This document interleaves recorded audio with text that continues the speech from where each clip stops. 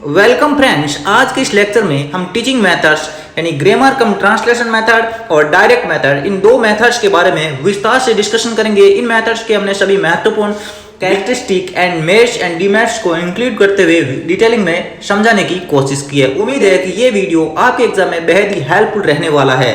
तो यहाँ पर टीचिंग मेथड्स को हमने टू मेजर कैटेगरी में कैटेगराइज किया है। फर्स्ट ओल्ड मेथड या फिर क्लासिकल मेथड, सेकेंड है न्यू मेथड और मॉडर्न मेथड्स। ओल्ड मेथड में हमने ग्रामर ट्रांसलेशन मेथड और डायरेक्ट मेथड को इंक्लूड किया है। इसको ओल्ड मेथड या फिर क्लासिकल मेथड्स के नाम से जाना जाता है। न्यू मेथड्स में हमने चार major methods, substitutional table method, audiolingual method, bilingual method और डॉक्टर वेस्ट मेथड्स। यहाँ पर इन चार मेथड्स को न्यू मेथड की कैटेगरी में कैटेगराइज किया है। चलिए सबसे पहले हम ग्रामर कम ट्रांसलेशन मेथड के बारे में विस्तार से डिस्कशन करते हैं। This is perhaps the oldest method of teaching A foreign language, यानी किसी फॉरेन लैंग्वेज को सीखने के लिए ये सबसे प्राचीनतम मेथड माना जाता है। The advocates of this method believe that a foreign language can be taught easily through the translation and cramming the rules of grammar.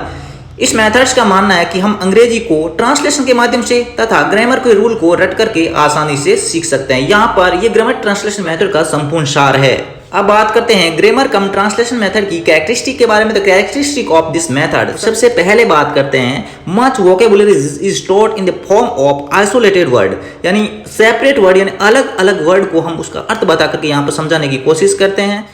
Second, text book occupies an important place in this method, यानी text book का इस method में major role होता है। यानी जो grammar cum translation method होता है, इसमें टेक्स्ट बुक के माध्यम से संपूर्ण चैप्टर्स एंड विषय वस्तु को समझाने की कोशिश की जाती है। ग्रामर इज टॉट डिडक्टिवली, यानी इस मेथड्स में ग्रामर को डिडक्टिवली तरीके से पढ़ाया जाता है, डिडक्टिवली फॉर्मेट्स में पढ़ाया जाता है। डिडक्टिव का मतलब होता है निगमनात्मक तरीके से, यानी इसमें सबसे पहले रूल पढ़ाए जाते हैं और उसके बाद में विषय वस्तु यानी लैंग्वेज समझाने की कोशिश की जाती है। यानी grammar cum translation method general to particulars and theory to practical को फॉलो करता है। Next, rule of grammar are taught with the help of separate book of grammar, यानी ग्रामर ट्रांसलेशन मेथड में ग्रामर्स को सीखने के लिए बच्चों को सेपरेट बुक दी जाती है और उसके रूल रटा दिए जाते हैं। उसके बाद में बच्चे ट्रांसलेशन करके उसको सीखने की कोशिश करते हैं। Translation from mother tongue into English, यानी मातृभाषा से बच्चे इंग्लिश में ट्रांसलेट करके सीखते हैं और उसके बाद वॉइस अवस्था बच्चों को दे दिया जाता है और उसकी बच्चे प्रैक्टिस करते रहते हैं। Next, in this method the language most used in mother tongue, यानी इसमें जो मदर टंग है वो विशेष रूप से यूज की जाती है, क्योंकि ग्रामर ट्रांसलेशन मेथड में बच्चे कंप्लीटली मदर टंग के माध्यम से सेंटेंसों को सीखते हुए इंग्लिश सीखने की कोशिश करते हैं। तो यहाँ पर इस मेथड में विशेष रूप से मदर टंग पर एम्फेसाइज किया जाता है, उस पर बल दिया जाता है। ये मेथड कंप्लीटली मदर टंग पर सेंटर्ड है।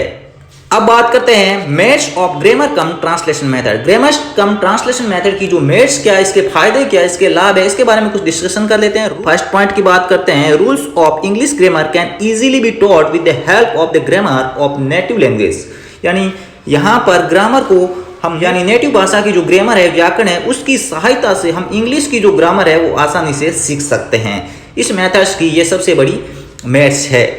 Next, this method is useful in differentiating between the structures of foreign and native language by the way of comparison and contrast, यानी इस मेथड्स में हम क्या करते हैं कि मदर टंग के माध्यम से इंग्लिश भाषा को सीखने की कोशिश करते हैं। इससे में जो नेटिव लैंग्वेज जो अपनी देसी भाषा है, मदर टंग है, और एक फॉरेन भाषा है जैसे इंग्लिश भाषा है, दोनों के बीच में जो डिफरेंसेस है और कंट्रास्ट है उसको बच्चे आसानी से समझ सकते हैं। Next, this method save a lot of time and energy of the teachers in teaching A foreign language. इस मेथड में एक टीचर की लॉट ऑफ टाइम यानी बहुत सारा समय और एनर्जी यानी ऊर्जा की बचत होती है। ग्रामर कम ट्रांसलेशन के मेरिट्स के बाद हम बात करते हैं इसके डीमेरिट्स के बारे में। तो हर मेथड्स की कुछ अच्छाइयों के साथ कुछ न कुछ बुराइयां रह ही जाती है। तो यहाँ पर डीमेरिट्स की बात करते हैं। First, this method does nothing to enhance students communicative abilities in the foreign language, यानी इस मेथड में बच्चों की जो कम्युनिकेटिव स्किल्स है, संप्रेषण कौशल है, उसका विकास नहीं हो पाता है, क्योंकि grammar cum translation method completely grammar के रूल को रटने और ट्रांसलेशन पर ही आधारित है। इसमें किसी भी प्रकार के संप्रेषण कौशल और कम्युनिकेटिव स्किल्स पर जोर नहीं दिया जाता है। Next, it does not provide equal consideration to all four language skills, यानी चार भाषा के जो बेसिक स्किल्स है LSRW, चारों स्किल्स पर इक्वली ध्यान नहीं दिया जाता है। इसमें only reading and writing skills पर ध्यान दिया जाता है। Next, it pays little attention to pronunciation, यानी इसमें प्रोनाउंसिएशन यानी उच्चारण पर बहुत ही कम ध्यान दिया जाता है या फिर उच्चारण को नेग्लेक्ट किया जाता है। Next, the teaching of the rules of grammar first and the language afterward is psychologically unsound, यानी इस मेथड्स के बारे में ये बताया गया है कि इसमें ग्रामर पहले पढ़ाई जाती है और उसके बाद भाषा का ज्ञान कराया जाता है, जो कि साइकोलॉजिकल दृष्टि से बिल्कुल ही सही नहीं है, उपयुक्त नहीं है। Next is laid too much stress on the written aspect of language, यानी इस मेथड्स में जो लैंग्वेज का रिटन एस्पेक्ट है, लिखित तथ्य है, उस पर सबसे ज्यादा बल दिया जाता है। So that skills of listening and speaking are relegated to the background, यानी इस कौशल के अंतर्गत लिसनिंग और स्पीकिंग जो स्किल्स है उसको नेग्लेक्ट किया जाता है, उसके बारे में उस पर विशेष रूप से ध्यान नहीं दिया जाता है, यानी लिसनिंग और स्पीकिंग कौशल का विकास इस मेथड्स के जरिए नहीं हो पाता है। Next, it put A ट्रेमेंडस strain on student memory, यानी स्टूडेंट्स की मेमोरी पर ये मेथड्स काफी ज्यादा जोर डालता है, क्योंकि बच्चे इसमें ग्रामर्स के रूल को स्क्रैम करते हैं, रटते हैं। Next, it provides practically no chance for drill in the oral skill, यानी कम्युनिकेटिव स्किल्स, यानी इस मेथड्स में बच्चों को बोलने पर किसी भी प्रकार का ध्यान नहीं दिया जाता है, यानी स्पीकिंग स्किल को इस कौशल में, इस मेथड्स में नेग्लेक्ट किया जाता है। ग्रामर कम ट्रांसलेशन मेथड्स हमने कंप्लीट कर लिया है, और ग्रामर कम ट्रांसलेशन मेथड में हमने ये सीखा है कि ग्रामर को कंप्लीटली ट्रांसलेशन और तथा ग्रामर को रूल को क्रैम करवा के रटा करके सिखाया जाता है। ऐसे में बच्चों के रीडिंग और राइटिंग स्किल्स का ही विकास हो पाता है, लिसनिंग और स्पीकिंग यानी कम्युनिकेटिव स्किल्स का डेवलपमेंट नहीं हो पाता है, इसलिए ये मेथड्स वर्तमान में ज्यादा उपयोगी सिद्ध नहीं हो पाता है। Let's move the next method, direct methods. Grammar cum translation method के बारे में हमने चर्चा कर ली है, अब बात करते हैं डायरेक्ट मेथड के बारे में। First, this method is based on the principal that a language can B learned only by using it in the classroom, यानी इस मेथड्स का मानना है कि हम भाषा को सिर्फ कक्षा में यानी एक क्लासरूम में प्रयोग करके ही सीख सकते हैं। In this method speech is primary and grammar is secondary, यानी इस मेथड में बोलने पर सबसे पहले ध्यान दिया जाता है और उसके बाद ग्रामर को सिखाया जाता है। जिस मेथड्स में ग्रामर को हम पर्टिकुलर नहीं सिखाते हैं, ग्रामर की कुछ बेसिक जानकारियां दे दी जाती है। Next, this method become popular in the latter part of the 19th century, यानी 19वीं शताब्दी के अंत की बात करते हैं, तब यह मेथड ज्यादा पॉपुलर हो गया था। Next, it was educated by the Michael West, who was the principal of Teachers Training College, Dhaka, Bangladesh. Now, direct methods के कुछ important points के बारे में डिस्कशन कर लेते हैं। First, the learner is overexposed to the complexities of the target language shortcoming, यानी इस मेथड्स में बच्चे को सामने एक टारगेट लैंग्वेज होता है और उसी में संपूर्ण लैंग्वेज को सीखने की कोशिश करते हैं। ऐसे में टारगेट लैंग्वेज के प्रति बच्चे अधिक संवेदनशील हो जाते हैं। Second, importance is given to pronunciation, यानी डायरेक्ट मेथड में प्रोनाउंसिएशन पर सबसे ज्यादा फोकस किया जाता है, यानी कम्युनिकेटिव स्किल्स पर सबसे ज्यादा बल दिया जाता है। Sentence is the unit of teaching, यानी डायरेक्ट मेथड्स की जो यूनिट होती है वो सेंटेंस होती है। यहाँ पर वर्ड्स पर विशेष रूप से फोकस नहीं किया जाता, संपूर्ण सेंटेंस यानी कम्युनिकेटिव स्किल, संप्रेषण कौशल के बारे में बच्चों को सिखाया जाता है। Next, there is minimum use of the mother tongue, यानी डायरेक्ट मेथड में मदर टंग का बहुत ही कम यूज किया जाता है, न के बराबर यूज किया जाता है। डायरेक्ट मेथड में टारगेट लैंग्वेज को टारगेट लैंग्वेज के माध्यम से सिखाया जाता है, यानी इसमें किसी भी प्रकार की नेटिव भाषा और मदर टंग का यूज नहीं किया जाता है। मदर टंग और नेटिव भाषा संबंधित है। Training is given in all kinds of sentences, negative, affirmative और इंटेरोगेटिव एक्सेट्रा, यानी डायरेक्ट मेथड्स में सभी प्रकार की जो सेंटेंसेस है उनके बारे में बच्चों को ट्रेनिंग दे दी जाती है, यानी नेगेटिव, एफर्मेटिव और इंटेरोगेटिव सभी प्रकार के सेंटेंसों के बारे में बेसिक और पर्याप्त जानकारी दे दी जाती है। Next, less stress on the need of limited vocabulary taught in definite stages, यानी इसमें जो डेफिनेट स्टेजेस है वहां पर जितने डेफिनेट स्टेजेस होते हैं जहां पर लिमिटेड वोकेबुलरी, जिन वर्ड्स की जरूरत पड़ती है उन्हीं पर बल दिया जाता है। फालतू की यहाँ पर ग्रामर वगैरह और कठिन वर्ड्स पर ज़्यादा एम्फेसाइज नहीं किया जाता है। अब बात करते हैं डायरेक्ट मेथड के कैरेक्टरिस्टिक के बारे में, यानी कॉमन फीचर्स क्या है डायरेक्ट मेथड्स के। This method less emphasise on oral approach and this helps to promote the fluency of speech so that peoples begin to think in English directly, यानी इस मेथड में बच्चों के और यानी मौखिक अप्रोच होता है, मौखिक उपागम है, उस पर ज़्यादा बल दिया जाता है। ऐसे में बच्चों की फ्लुएंसी, जो बोलने की जो तीव्रता होती है, उसका विकास होता है।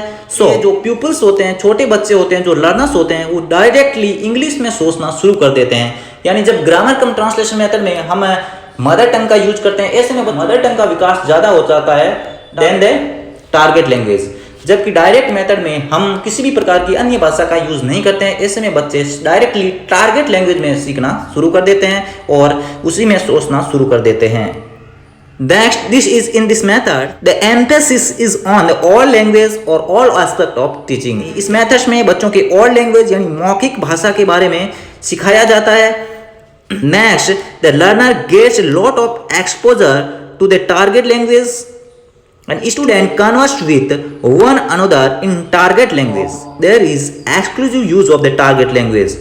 यानी टारगेट डायरेक्ट मेथड्स में बच्चे एक दूसरे के साथ जब भी कन्वर्सेशन करते हैं वो डायरेक्टली टारगेट लैंग्वेज में ही करते हैं। Next, this method enhance the students capacity to hear accurately, to understand swiftly, to recall immediately and to speak promptly. This method given intensive speech practice, यानी इस मेथड में बच्चों की सुनने की कैपेसिटी होती है, उसका विकास होता है, बच्चे आसानी से समझ सकते हैं और उसको रिकॉल कर सकते हैं। ऐसे में बच्चों की जो स्पीकिंग कौशल है, स्पीकिंग स्किल है, उसका भी डेवलपमेंट हो ही जाता है। Next, this method generates self confidence among students and teacher, direct use of English in A meaningful situation. यानी इस मेथड्स में अध्यापकों और बच्चों के बीच में डायरेक्ट कम्युनिकेशन होता है, वो भी टारगेट लैंग्वेज में। ऐसे में बच्चों और अध्यापकों के बीच सेल्फ कॉन्फिडेंस का विकास हो जाता है। Next, it provides ample scope to learn all skills, यानी यह स्किल्स बच्चों को पर्याप्त रूप से कम्युनिकेटिव स्किल यानी मौखिक रूप से बोलने हेतु पर्याप्त अवसर देता है, भरपूर अवसर देता है। इस गिव इंपॉर्टेंस टू प्रोनाउंसिएशन, यानी इस मेथड में बच्चों के करेक्ट प्रोनाउंसिएशन पर विशेष रूप से ध्यान दिया जाता है। यानी इस मेथड की डायरेक्ट मेथड का कंक्लूजन यह है कि डायरेक्ट मेथड में हम टारगेट लैंग्वेज को टारगेट लैंग्वेज के माध्यम से ही सीखते हैं, इसमें किसी नेटिव लैंग्वेज और मदर टंग का यूज नहीं करते हैं। सेकेंड, इस मेथड्स में कम्युनिकेटिव स्किल यानी स्पीच स्किल या फिर स्पीकिंग स्किल पर विशेष रूप से फोकस किया जाता है, यानी प्रोनाउंसिएशन मेथड का विकास इस मेथड में हो ही जाता है। अब बात करते हैं demerits of direct method. Direct method की मेरिट्स के बारे में हमने डिस्कशन कर लिया है, अब कुछ हानियां और नुकसान के बारे में बात कर लेते हैं। This method emphasises all aspect of language learning with the result that reading and writing aspect remain underdeveloped, that is intensive reading practice is not given। यानी इस मेथड में रीडिंग और राइटिंग एस्पेक्ट है, उस पर बिल्कुल ही ध्यान नहीं दिया जाता है, उसका पूर्ण रूप से नेग्लेक्ट किया जाता है, उपेक्षा की जाती है। यानी इस मेथड में ओनली स्पीकिंग स्किल और लिसनिंग स्किल पर ही ध्यान दिया जाता है। Next, this method does not put emphasis on mother tongue and grammar and translation। यानी इस मेथड में मदर टंग का नेग्लेक्ट किया जाता है, इसका बिल्कुल ही यूज नहीं किया जाता है और ग्रामर को इस मेथड में बहुत ही कम रूप से यानी ग्रामर के कुछ बेसिक एस्पेक्ट बता दिए जाते हैं, पर्टिकुलर ग्रामर इस मेथड में नहीं पढ़ाई जाती है और ट्रांसलेशन का भी इस मेथड में विशेष रूप से ध्यान नहीं दिया जाता है। Next, reading and writing aspect of language is completely neglected. यानी हमने पहले भी बात कर लिया कि इस मेथड्स में ओनली लिसनिंग और स्पीकिंग स्किल का डेवलपमेंट होता है, जबकि रीडिंग और राइटिंग एस्पेक्ट है इसका पूर्ण रूप से नेग्लेक्ट किया जाता है, उपेक्षा की जाती है। This method does not suit the purpose of student in higher classes. यानी जो हायर क्लासेस के बच्चे होते हैं उनके लिए यह मेथड ज्यादा सूटेबल नहीं है।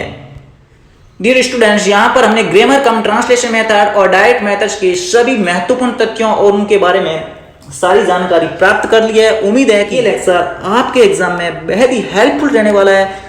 तो वीडियो अच्छा लगा तो लाइक बटन को हिट करते हुए चैनल को शेयर और सब्सक्राइब कर दीजिए। फिर मिलते हैं एक नए वीडियो में, तब तक के लिए जय हिंद, वंदे मातरम, बाय बाय।